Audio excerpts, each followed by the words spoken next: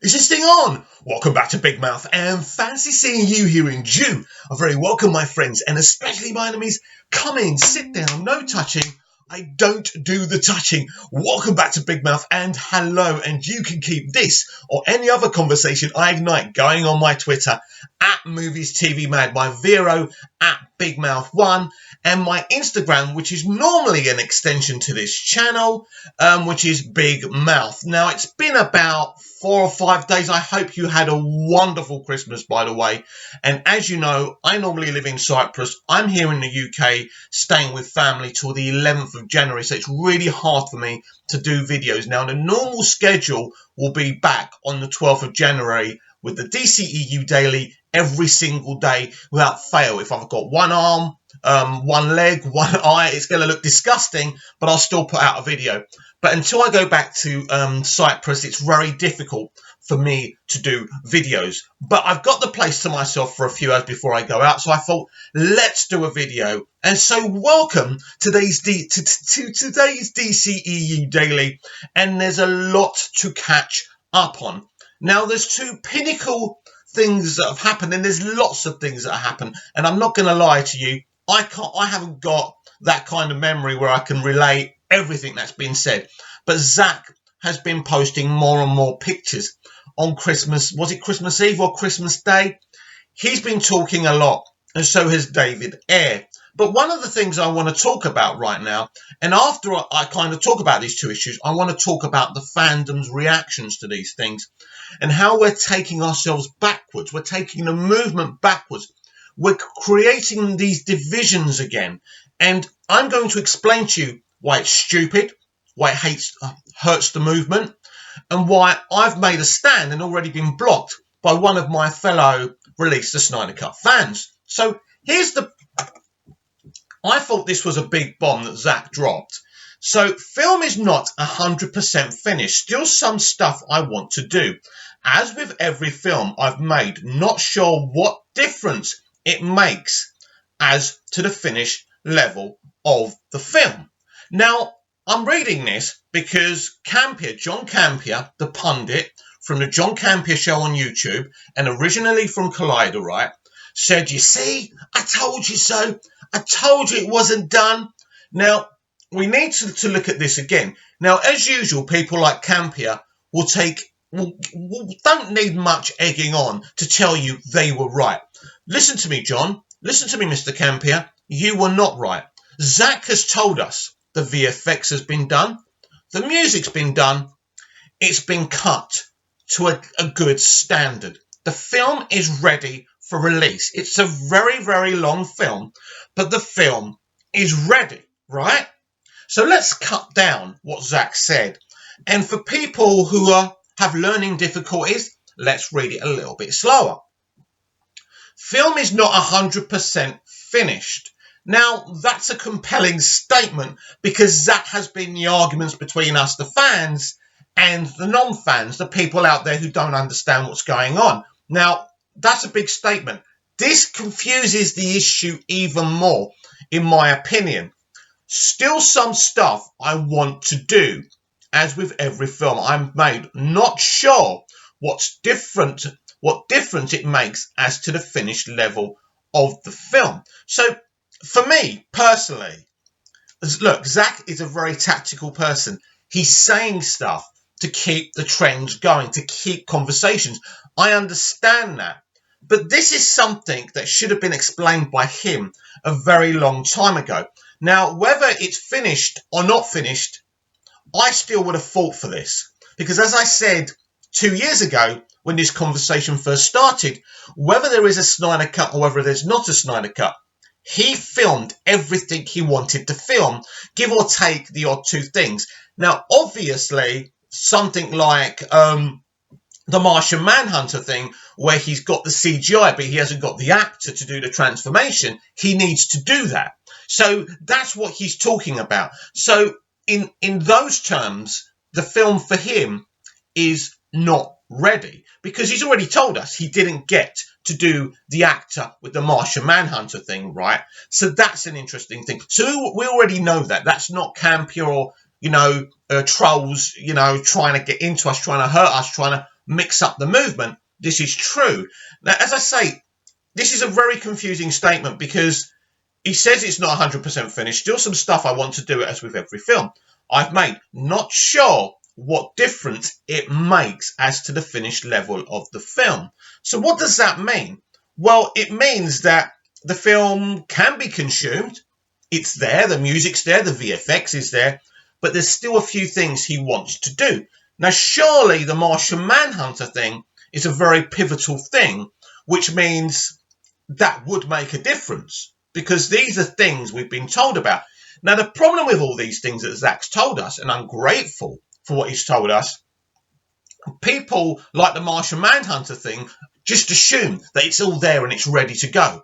Well, it's clear he's done the CGI, but and you can comment down below and correct me on this because I'm not God. I'm not Superman, right? I don't believe in God. I believe in Superman, right? Yeah. Anyway, yeah, I have my issues. But at the end of the day, right, if you haven't recorded the human element of Martian Manhunter, then look, this is the thing. Now, for me, this is just muddying the waters because to me, the narrative was never important about the film being done or not. The thing with me was always that he's filmed what he's wanted to film. And if Warner Brothers allowed him, he could put a film together. It was only later that we knew that he put a 3.5, 4-hour movie together. And he says it's ready to go. Now, clearly, we want that Martian Manhunter moment. So, basically, what he's saying is there's a few things he wants to garnish. There's a few things he still needs to do. But if he did release it without doing those things, it would still be an awesome movie, right? So that's fine. So that's a little bit of clarification with Zach. Now, this is not me attacking Zach, quite the opposite. But I do believe this conversation has been problematic because, excuse me, it's so cold here, by the way. But anyway, right, that's why I've got a little bit of a throat. And I smoke. But anyway, if we were told by Zach from the beginning, right, this film is finished up to a certain point, but A and B and C need to be done. At least when we're getting in these arguments, we can understand. Now, again, I understand why Zach posts these things, and he's very clever about the questions he answers and the questions he doesn't answer. It's clear. The Snyder Cut is ready to a standard to be released. Music, CGI, VFX, it's there. I get it. But this really causes divisions again, right?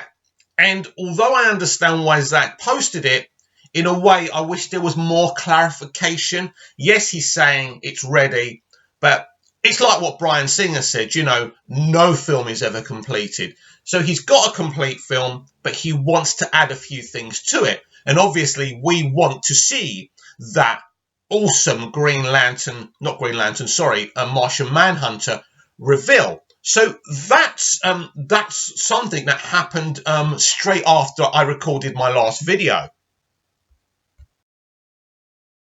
So David Ayer's been doing a lot of talking in the past couple of days, and as usual, haters have been coming into him. Man, your movie is trash. Every 10-year-old could come up with something better with their action figures. Story is trash. Final battle even worse. Don't make me talk about Joker. I can't understand why they pay to people like you if you don't have any creative mind to do this. Pretty harsh, right?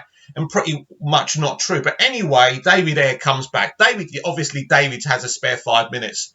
Thank you for sharing your pain. There may be something going on in your life that makes you strike out with anger. No judgment, my friend. So a brilliant response from David Ayer. Now, somebody else, or is it the same person? That whole I have to build my machine thing was ridiculous. Her abilities alone were enough of a challenge outside of that. I really enjoyed it. So David Ayer quote tweets that. Doesn't make much sense, I do agree. It was supposed to be a boom tube as she was under control of the mother box. All the apocalypse elements were stripped out later in the game.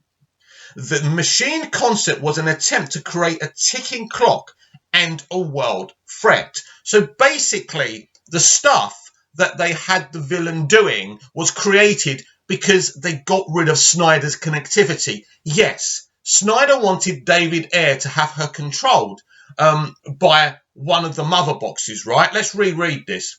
It was supposed to be a boom tube as she was under control of the mother box. So there was obvious, look, Suicide Squad already without this had some connectivity to Superman's death. We had Batman in it. We had Flash for a split second in it as well. It was pretty good connectivity, but this connectivity was really, really important. It seems to me this is a very pivotal information because this proves they removed this once they decided to remove Zack.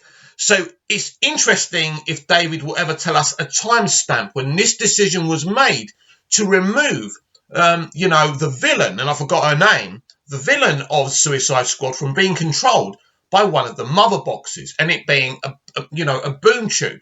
Very, very interesting stuff.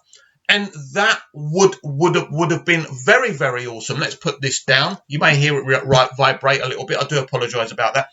So, although Suicide Squad had great DCEU Snyder connectivity, having the villain controlled by one of the mother boxes would have been brilliant and led into the Snyder Cut of Justice League beautifully. And I've said this before, and a lot of us have said this before. Hang on, let me get rid of this because I don't want to hear the vibrate. It's annoying. That's my OCD kicking in, by the way. So, right, they got rid of that element once they decided. It's obvious. Nobody needs to draw me a picture here. Once they decided to get rid of Zack, they got rid of the villain being controlled by one of the mother boxes. This is, of course, horrible and bad. But I've done a video talking about this. Now, since that post by David Ayer, a lot of people have come in, spread it around. Jeff Johns destroyed the DCEU. In fact, Chris Wong Svensson, who I have a lot of respect for, had a picture of 4 people. Now, one of those people was Jeff Johns, but one of those other people was Walter Hamada and a couple of others, right? John Berg and the other guy who's still there, whose name I always forget. But anyway, right, Walter Hamada hasn't destroyed the DCEU. Walter Hamada was tasked in doing a job to come in and continue this franchise, make it profitable as a business and make the films entertaining. He's done that. Now, the Black Label wasn't Walter's idea. Now, apparently, the director of Joker has come out and said that Walter Hamada didn't want to make the Joker movie and he didn't have faith in it. Now, this is interesting to me because I'm not sure if he actually said this or people from the Snyder community, my fellow Snyder community, have added that in. So we don't know how true those comments are from the director of Joker, right? But maybe they're true, maybe they're not. Again, it seems a bit weird that Walter Hamada, the man who enjoys making films on a budget... Sorry about this, I've got a pop-up. Ridiculous. Right, I'm back. You probably didn't see that anyway, but I was like blind. But anyway, right, Walter Hamada made Shazam on a budget and it made one hell of a profit. Yes, the lowest box office of a DCEU movie, and we'll talk about box offices in a moment because that discussion has come up again. But at the end of the day, it doesn't seem, everything about the Joker seems very Walter Hamada, very low budget, making a big profit. And at the end of the day, Walter Hamada would have had to commission Joker movie. And let's be honest here, if he didn't want the Joker movie, it wouldn't have happened. So apparently Todd Phillips, the director of Joker, has come out and said that Walter Hamada had no faith in this movie. Listen, discussions happen. When people, look, a film just doesn't happen. Someone has an idea, the studio head has to commission it, they talk about it. Maybe Walter Hamada in some conversation said, do you know what, Todd? We've been in a bit of trouble. We're here to steady the ship. I'm not too sure if this works or not. And then maybe after Todd spoke to him a bit more, he said, you know what? I'm giving you the green light. Because without Walter Hamada giving Todd Phillips the green light, there's no Joker movie. And this film was made on a very, very low budget. That is how Walter Hamada works. Walter Hamada hasn't destroyed DC film. In fact, he's doing a really, really good job. Aquaman, Shazam, Joker have been very successful, very entertaining films that I really enjoyed. Now, did I enjoy them as much as Batman v Superman and Man of Steel? Of course not. One reason is I'm a massive Superman fan. Second of all, those films are unique and compelling, and I love them. But I also love Aquaman. I also love Shazam. People keep on going on about Shazam that it's a Marvel movie. It's simply not true. The DCEU Underwater Hamada will have films for families, parents and children as well. That's all right. Not every film has to be dark, gritty and compelling. But Shazam was a brilliant film, and all my brothers and sisters and their children, my nieces and nephews, can't stop talking about that film. And it's right and proper that those people should have films within the DCEU to watch, just like us. I don't like echo chambers, and sometimes our community becomes an echo chamber. So, you know, we need to talk about this. Now, some people have started creating a conversation that Walter Hamada's DCEU made more than Zack Snyder's. This is stupid. And then you get Chris putting up the picture of the 4 studio heads who are to blame for the destruction of the DCEU. Now, at the end of the day, it's true. Jeff Johns probably was responsible for the removal, or partly the removal, of Zack Snyder. But again, as a Zack Snyder fan and a Jeff Johns fan, I have to look at this with some kind of composure, because what happens with a lot of people from our fan base, there's no composure. It's just, and when you disagree with them, like I was blocked by one of them yesterday for disagreeing with them on this, that Jeff Johns destroyed the DCEU. I don't agree with that. I think that the point is that Jeff Johns and Zack Snyder working together was a mistake, because you've got Jeff Johns, who's been working as a DC Comics writer for 30 years. He sees DC one way and Zack sees it another. He's not wrong and he's not wrong. But the whole thing was wrong from the very beginning. Warner Brothers wanted Christopher Nolan to create the DCEU, to get his hands dirty. Christopher Nolan wanted somebody else to mould the clay while he was playing this Godfather role. He wanted Zack Snyder. Warner Brothers didn't. Christopher Nolan insisted on Zack Snyder. So already you've got a very uncomfortable relationship with everyone. Already, any relationship, it's like having an arranged marriage. You don't really want it, but you're being forced into it.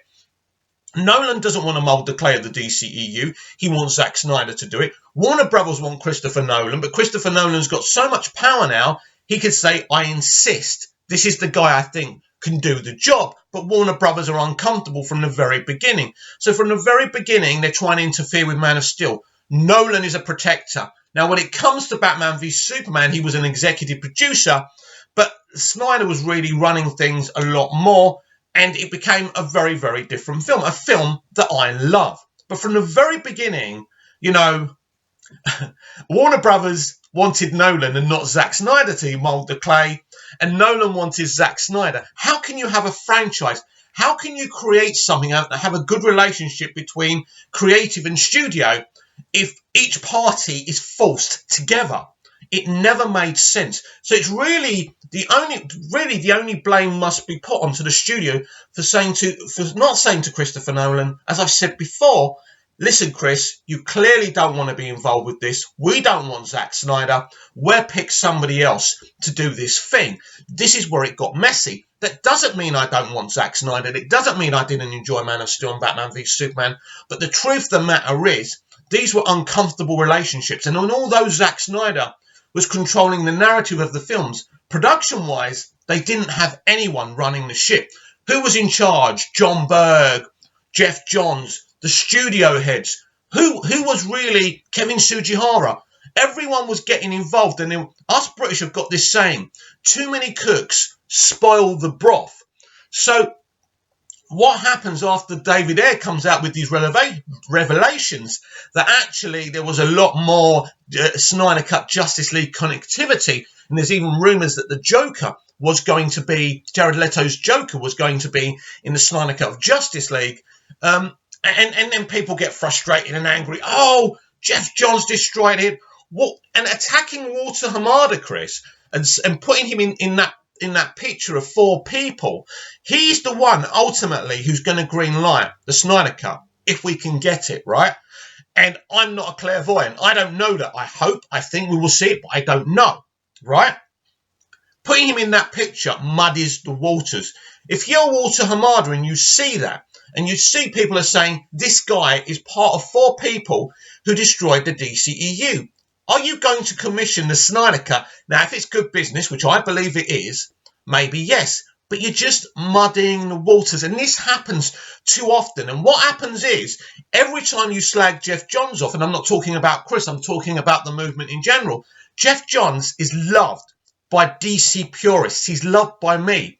Every time you go at, when you go at individuals, you create a problem and you take the movement backwards. We have come such a long way this year. November the 17th, 2019 was the night we trended. The night that Gal Gadot, Ryan Reynolds, Ben Affleck, all hashtagged release the Snyder Cut. We've had Subway really helping us as well. It's been fantastic what the movement's done for suicide prevention as well. Don't take it backwards. Suicide prevention, part of that is stamping out bullying by directly going for Walter Hamada, who has done nothing wrong as far as I'm concerned, and Jeff Johns. It makes us look like bullies. It makes us look like a toxic movement. And I know there's wonderful people within this movement. So at the end of the day, I think we should keep on doing what we're doing, but I think we need to calm down. The reason there's so many divisions within this movement, you've got things like the 40 Million Club.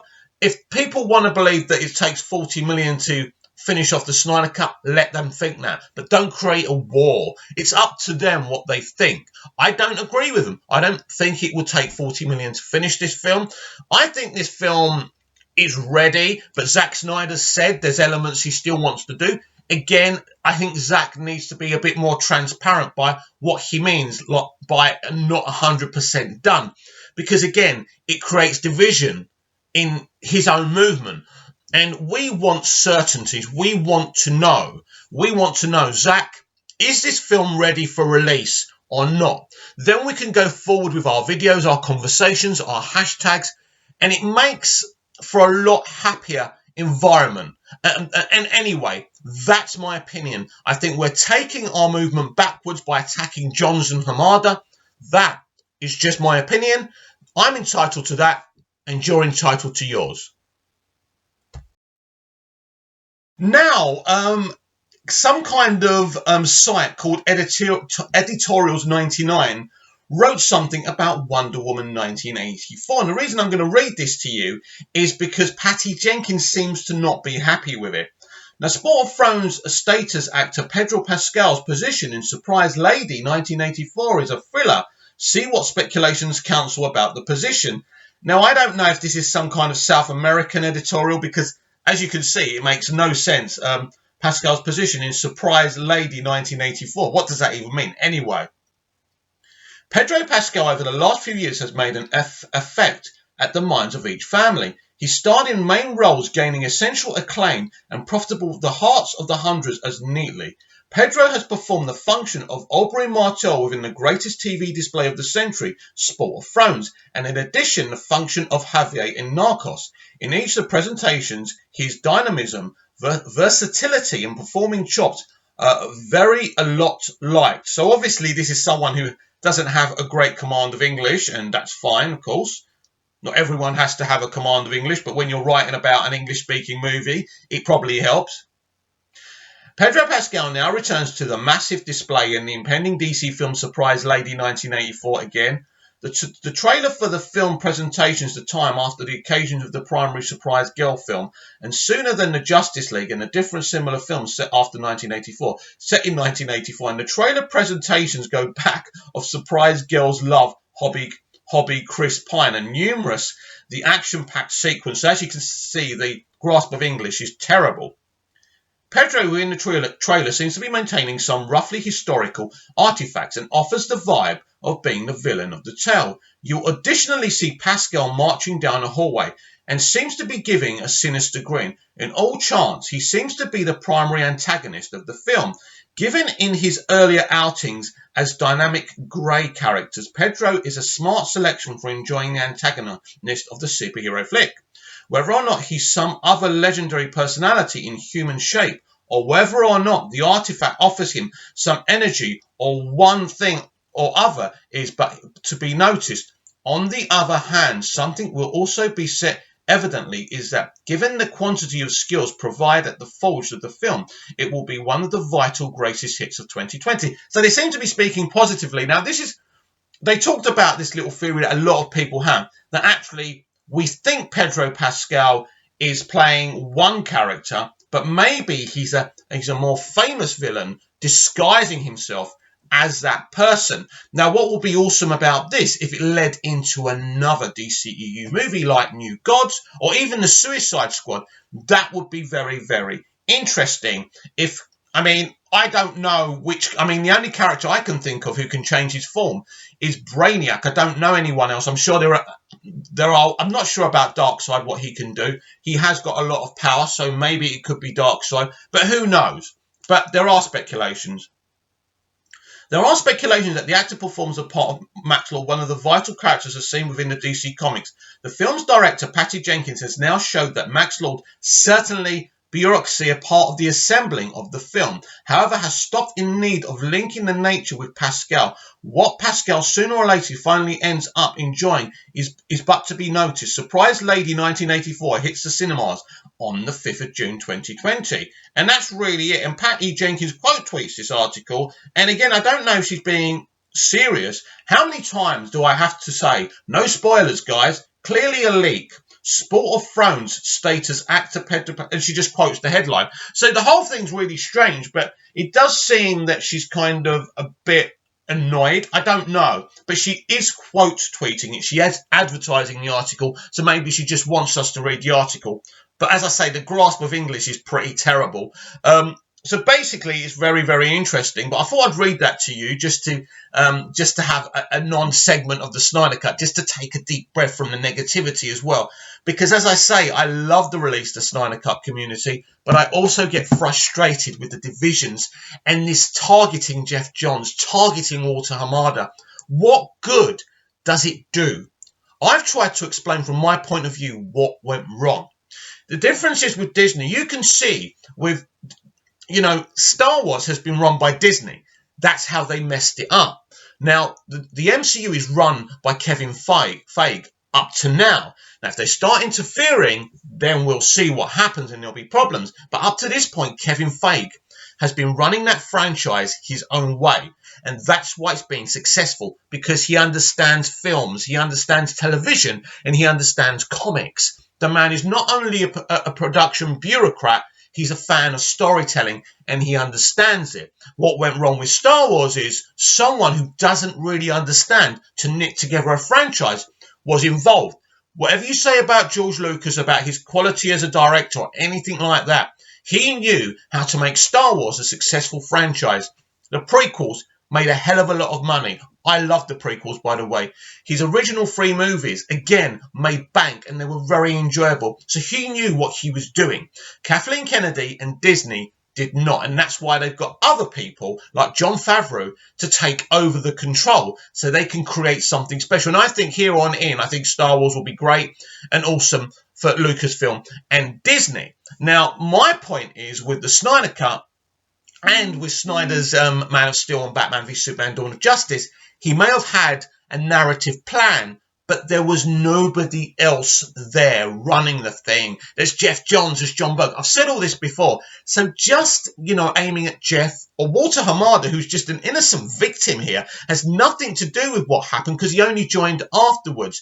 And his only job is not to be loyal to us, but is to create a vibrant, successful franchise. And 3 films in, he's doing that. So I think keep it positive. Don't attack individual creatives and producers, and keep positive and keep what we're doing, because attacking individuals sets our movement miles back. Please like, share and subscribe. I hope this video didn't trigger you too much. It's not meant to. I'm just giving my opinion. I don't know when the next video will be, when I get the place to myself again. So please like, share and subscribe. Please share the channel. Don't forget to follow me on Twitter at MoviesTVMad, Vero at BigMouth1. And I'll see you again soon. Have a lovely day. Apparently the UK's got sun. I'm going out there to sunbathe. Well, maybe not sunbathe. Maybe just have a cigarette, eh? See you later.